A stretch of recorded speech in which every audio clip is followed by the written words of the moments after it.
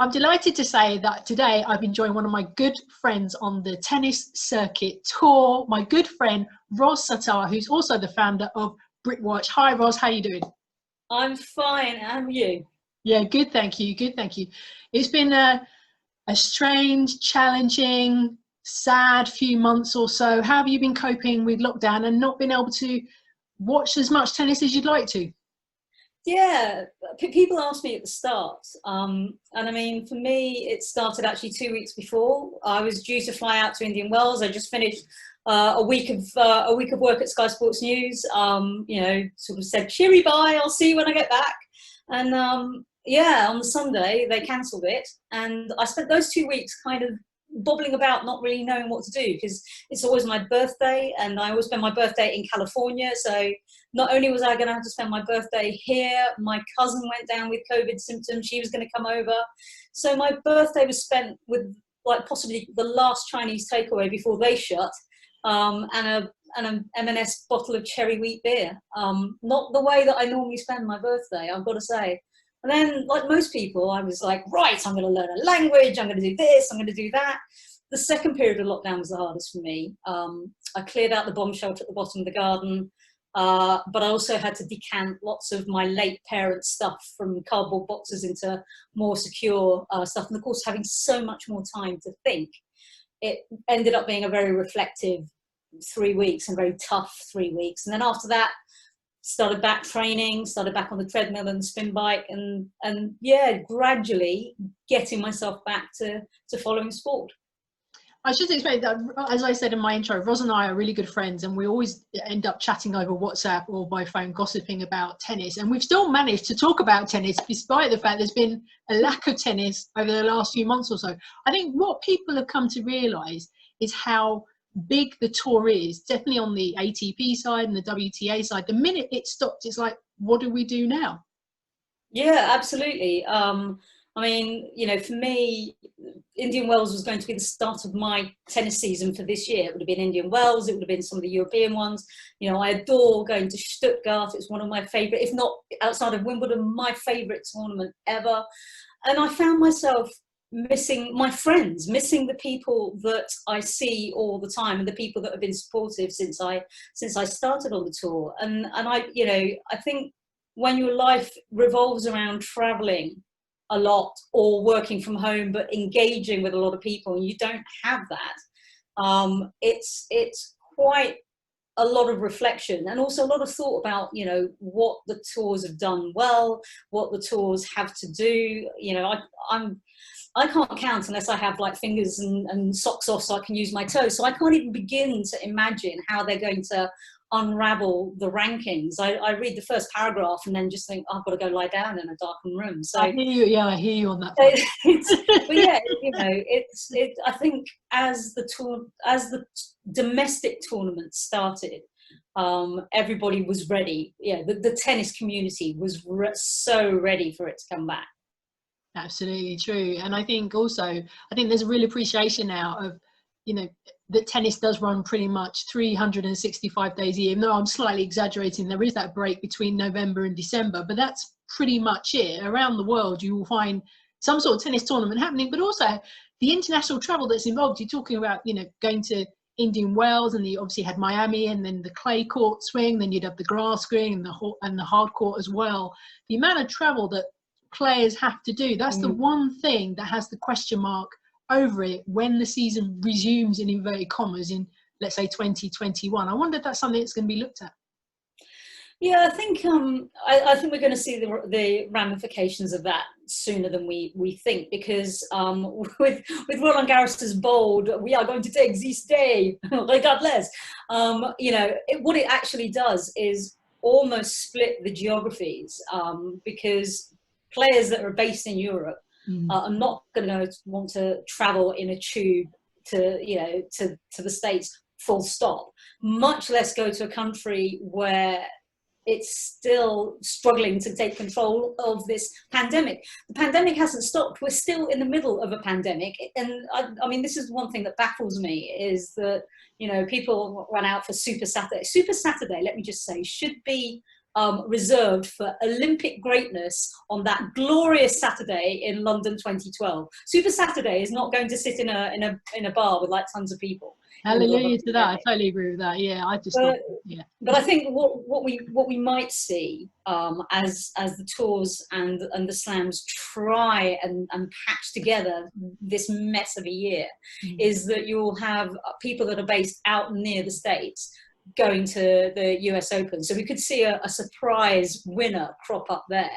And then, more European-based players who've already said, I'm not going. I think we're going to see a more traditional Roland Garros, I think, other than the fact it's going to be in September and probably pouring with rain. You are the founder of Britwatch. Tell me, how did you fall in love with tennis? My mum decided, my mum was always a big tennis fan, and I could take it or leave it. I think because when I was a kid, I was all legs, arms and paws. I had arms like pipe cleaners. I had no strength in my arms, so I just whacked the ball and, it would fly across the net and never land. So I was never particularly good at tennis, but come Wimbledon, like most people, mum took over the TV, and one day, I think I was studying for my A-levels, and she just announced at dinner, I'm going to go to London. I'm going to go to Wimbledon. My old man was like, well, you're going to have to go with it because, you can't let her loose around London on her own. And I was like, no, I'm not getting up. I had to get up at 4 o'clock in the morning with her to go from Colchester. There's only one 4 o'clock I knew at that age, and it wasn't that one. And we queued. I then discovered the meaning of the words underground, overground, wombling free, because I didn't realise that the underground went overground. My mum thought I was stupid. She probably wasn't wrong. But I was hooked. The whole thing about queuing, and then we got onto court to see Chris Evert. It just made our day, and that was our thing. So that's where it all came from. I mean, I was a track and field athlete. I was a 400-meter hurdler back in the day, but yeah, tennis has taken over my life. I think you and I are a rarity that we didn't really play in our younger years. And actually, I was having a similar conversation with somebody else who works in tennis media, and they said the same thing as me, that it's very rare to find someone who works in tennis media who didn't play the sport. I fell in love with it like you, watching it on the TV, and you got the opportunity to go. I went a few years later. But it is that thing of, you don't necessarily have to play the sport to love the sport or want to write about it. If you fall in love with it, as we have, and it's become our passion and our joy, then we live it, we breathe it, and we know it as well. Yeah, I mean, I played at school like most kids, I think, but I went to a school where sports, unless you were an absolute prodigy in any sport, whether it be netball, hockey, sailing, riding, all of that, you never got a look in from the established sports people. So, athletics became my thing. Same as me, athletics for me as well. Yeah. So, so that was it. But I'm very much like my dad in that point. I love any sport. I'd watch Crown Bowls if there was nothing else on telly, just to be able to watch sport. Hey, I'm a dab hand at watching curling. I love the honesty. So why Britwatch? It was formed by me and one of my best friends from journo school. We did the part-time diplomas, so you had to do Monday evenings and all day Saturday. So we'd all pile down the pub next door, and we'd like scoff at various websites that I won't mention, and like mistakes and scoring mistakes and spelling mistakes, and we thought, oh, we could do better. So one day after a drunken Chinese, we decided that we'd just set up a website, because it can't be that hard, right? We did everything wrong. We put it on WordPress.com and then realized that you couldn't put adverts in or change anything. So a couple of years after setting it up, I decided that I was going to actually, leave the job that I was in writing about tennis, for streaming companies, and set it up properly. So, had to understand self-hosting and all the bits and pieces that go with actually running a sports website. And then bit by bit, it grew from there. Why focus on British players though? Did you wonder about looking at other players around the world, or you just thought, right, I'm just going to niche and double down on British players? At the time, there was outside of Andy Murray, there was very little focus on the British players, on doubles, and both of us were big fans of both aspects of tennis. So we decided that we would actually sort of have a one-stop shop for who was playing where and what they were doing. I think the first tagline was Brits, where they are and how they're doing, and then it sort of changed and evolved with time. But that's how it started. So that gives you a really good perspective then on the past crop of British players to where we are today. So let's focus on a couple of them. Let's talk about Dan Evans, the British #1. Words I thought I'd never say in my lifetime. What do you know, he's had a real renaissance over the last few months, and good on him as well. He took the title at the Battle of the Brits at the National Tennis Centre as well. He's really come onto his own, hasn't he? Yeah, I think for me, the marked change for me was between watching him at the Davis Cup finals in Madrid, where I think uneasy lay the head, upon which the crown sat, especially with Andy in the team. And I think when Andy Murray is in and around the team, he's such a forceful presence. And by forceful, I just mean just the aura of him and his achievements. And Evans felt unsure of himself, didn't look like he was, 100% committed to being the #1. Whereas at the Battle of the Brits, that boy played like a #1 would play. Yeah, I agree. There's no other way of describing it. He was only beaten in the doubles by Jamie Murray. So, it was great. And I think the way it was run was fantastic. How would you describe his style of play? Because I really struggle with it. I kind of think he's kind of old school because he doesn't have that power, does he? Like, let's say, Rafael Nadal, who's probably one of the most powerful players on the tour. How would you describe Dan Evans' style? I think old school is a good. He has volleys. He's got a deftness at the net and an agility, and his variety is right up there with some of the best players in the world. There are very few players. I mean, as hardworking and as great as Kyle Edmund has been, he needs to work on that kind of variety to his game. And you see that with players that have that big 1-2 punch combo of a serve and a big forehand. That they lack on other areas. But it was good to see Edmund play the doubles. It was good to see him come forward and try more things as well. I think that will only be good for his game. Yeah, very much so. And I mentioned about the Battle of the Brits because, of course, there is no grass court season because of the pandemic. There's no Wimbledon, there's no Nottingham, there's no Birmingham, there's no Eastbourne. So it's great to see other tournaments getting the opportunity to get the spotlight, like the Battle of the Brits, which is fantastic. But also, we've got the Progress Women's Championships coming up, and we've just had the British Tour as well. And the winner on the women's side was Emma Raducanu. She's quite an exciting prospect, I would say. She is. I mean, at 17 years old, I mean, she didn't have things all her own way this week. She had slow starts in certainly her first couple of matches, and then had to fight her way through. And I think it's that tenacity that will carry her through, because that's, I think, what marks the likes of Andy Murray, Joe Conter, even Heather Watson, to a certain extent, is the tenacity that they have and the ability to, Heather's ability to switch from attack to defence, and she's an amazing defender. And she won't let go. She'll just carry on and carry on. So it's very encouraging to see those signs from Emma. And I was going to say, but isn't it brilliant also to see that we're starting to see more names coming through? If we go back to the Battle of the Brits, big shout out for Ryan Penniston, because he's from Essex and you and I are both from Essex, so we've got to give him a massive shout out. But Paul Jubb as well. Yeah.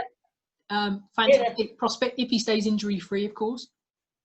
Yeah, and what impressed me about both of them is that they had a kind of poise and balance that you rarely see in young players coming up. They were both very humble. They're both very hardworking. The US collegiate system has really, really sort of turned up trumps. We've had Cam Norrie come through that.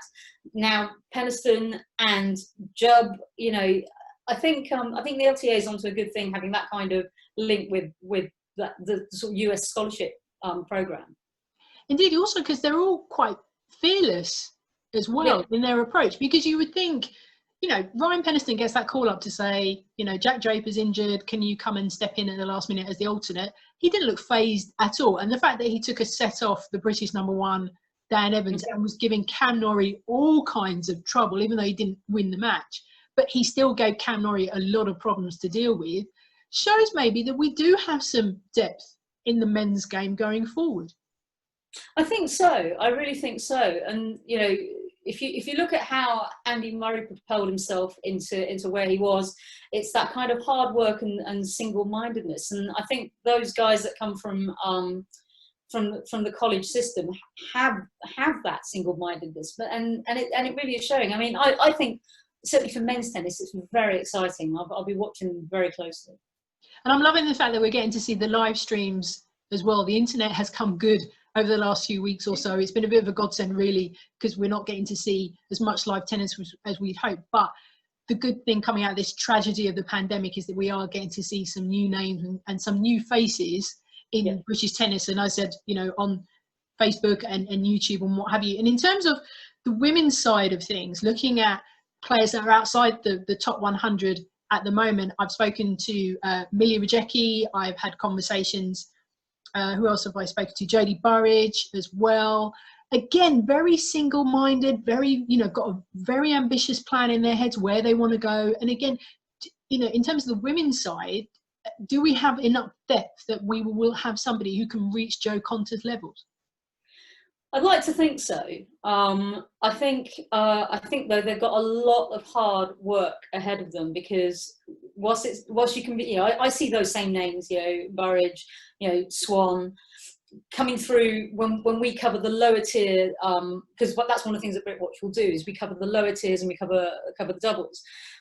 So you see the same names coming through, and you yearn for them to make that breakthrough. You know, I don't doubt that any of them do want to work hard, and you watch them and you talk to them at Fed Cup, and they all have that fire. They just need to really put it into practice. How hard is it for someone to break into the top 100? It is tough. I mean, once you get on the main tour, you know, you've really got to earn your coin at the international level and really sort of push at that level to sort of get the points and get into those main acceptance draws.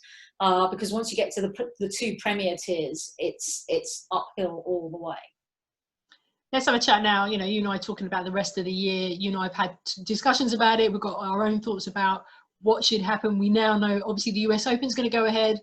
Roland Garros shifted to a new date again, but it is still going ahead. And last week they announced that they're going to be letting spectators, but only a small number of spectators in. I really don't know what to make of all this. I get it that players need to earn an income, because a lot of people forget that tennis players, if they don't play, they don't get paid.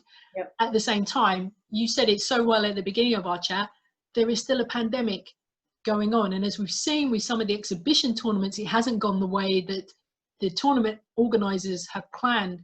How confident are you about the US Open going forward without any hiccups? I'm not, if I'm going to be honest with you. I was alarmed at how many of the guys from the Battle of the Brits were talking cheerfully about going to World Team Tennis. And like, you see the stuff coming out, and, you know, of all people, Francis Tiafoe going down with COVID and playing sick. You know, we talked about this during the Adria Tour fiasco. Players are generally raised to be quite self-centered. If you're a tennis player, it's all about what you achieve, you, yourself, and you. The Adria Tour came from a place of, you know, goodwill to, you know, to help. Yeah, as with most of these charity events. Yeah, came from a good place. It did, but was an absolute disaster. Yeah. You know, it's not Djokovic's fault, because there were political machinations in place in Serbia pre and then after elections. But at the same time, you know, playing basketball matches and then going out clubbing and limboing, I agree with Andy. It's not a good look. And yet I worry. Well, yeah, and then we've seen with the Battle of the Brits, we saw the women's tournament in Charleston put together by a team of US players, female players. Madison Keys leading on that, alongside with Sloane Stephens and various others, have gone ahead, but under strict social distance guidelines. Yeah. Looking at the US Open and looking at what they're proposing, it is pretty strict, but there is some leeway about certain things. The one thing that raised my eyebrows was seeing that players can rent properties. Yeah. I can't remember if it's in Manhattan or outside Manhattan, if they so wish, which kind of decreases the power of the bubble, doesn't it? Yeah, they caved on that, and I think that's going to be their undoing. If they stick to that, that's going to be their undoing, because you can control players to a certain extent, but then we've seen that actually you still can't. you can say, I'm going to self-isolate, and then you can go off to a garden party in Monaco. Unless players take the full responsibility of maintaining that bubble, then they're going to be on hiding to nothing. I hope to God I'm wrong, but my gut feeling is it's a disaster in the making. And as I said, it's still planning to go ahead. We've had no word from the USTA to say otherwise. It still will be going ahead. And then, of course, we've got Roland Garros, which has shifted dates again. And as I mentioned, they will be having spectators, but it will be a reduced number of spectators allowed into the ground under social distance guidelines. And France has been one of the worst countries hit in Europe in terms of the pandemic. I think it would just be very much Europeans that will be taking part in Roland Garros rather than the international spread of players that are available. Yeah, I suspect that's going to be the case. I think we're probably going to see less surprises in terms of like results and success at Roland Garros, but I do think it's going to. I think both slams are going to have a weakened field simply because it will be down to people's confidence in being able to travel. I wrestle with whether or not I'm going to go if I get accredited daily. I go from I'll stay in a hotel and I'll do that to I'm not going anywhere near. I won't even go to a friend's place for a semi-final Wimbledon barbecue on Friday because I don't want to drive and stay sober, and I don't want to get the train. So if I can't get the train to Ruislip, what hope have I got sitting in Eurostar? I don't know. There is a little bit of me that thinks just jack in the season and start again at Australia. It is so tough, isn't it, to decide what is the right thing to do, because it's the unknown, isn't it? And it's the uncertainty. Yeah. And we all want to stay safe, and we all want tennis players and all the organisers and everybody that's involved behind the scenes to stay safe.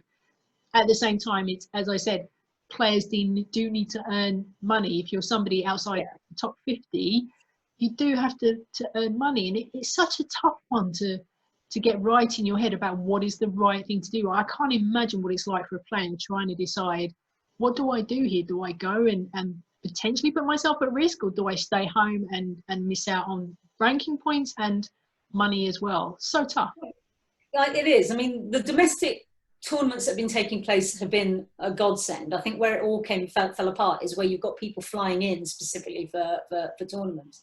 The other issue is we've seen that players cannot be trusted to, what player takes to the court feeling a bit iffy and doesn't have at the back of his mind, oh, well, this actually could be COVID. That's what worries me. With Grigor, with Francis Tiafoe, is, they knew they were sick. They knew they weren't feeling up to par. And in normal circumstances, it would be a straight, can I be bothered to go out and play and earn that money for the round, or shall I just withdraw? But here, charity event, fans coming in to see it, there's that added pressure. I do think that players also need to set themselves a bigger example. I think the spat that we've seen about the labelling of Corona bros, living in fear, is irresponsible. If I choose to trot to the shop after I've spoken to you with my mask on, what honest business is it of yours if that's my decision? I'm not spreading fear. I'm not harming your belief to wander around without one. So why is it such a big deal to you? What is it that you fear about somebody trotting off to go and get a pint of milk with a mask on? I think players need to unite. And it makes a mockery of the ATPs, stay apart, do all this stuff. If you then start deriding people for trying to follow the guidelines that governments are setting. Such a tricky one. And as we said, we had the Battle of the Bridge, which has gone by with nothing, fingers crossed. And then we've got a few more tournaments coming up as well. And, we send our best wishes to the players and everybody taking part in that. So finally, Ros, Britwatch, what's the future of the website? What's your plans? I've had a chance to sort of reset and rethink. Myself and my main tennis writer Alessandro are rejigging how we do things. One of the things that we've sort of become known for over the years is is the fact that we will sort of delve into players, playing styles, and come up with our hopeless predictions that make no sense whatsoever. So we're going to be focusing a lot on that. There'll still be a bit of football and Formula One while that's still going on, even a bit of cricket with the hashtag oh dear dear for most of most of our cricket results. But yeah, you know, I think I think with the enforced gap of lockdown, it's allowed me to have a little bit of clarity of thought as to what it is that I want to do. So it'll be very exciting. We're going to sort of rejig and reform the site a little bit. But yeah, I don't see any reason why Britwatch won't keep going. Thanks so much for your time today. Good to see you as ever. You know, you and I will end up gossiping and chatting about something about tennis. It hasn't been dull, has it, over the last few months, despite the tragedy. And who would have guessed, as you said it to me the other day, that Nick Kyrgios could be possibly the voice of reason of everything that's been going on over the last few months or so. How can people find Britwatch, by the way, and find yourself on social media and online? Yep, BritwatchSports.com on the interweb, at Britwatch Sports on Twitter and on Instagram, and also me, Ros Satar, on Twitter. We will be doing a lot more of our little Britwatch in brief videos that tell you what's coming up. So yeah, do subscribe and check in.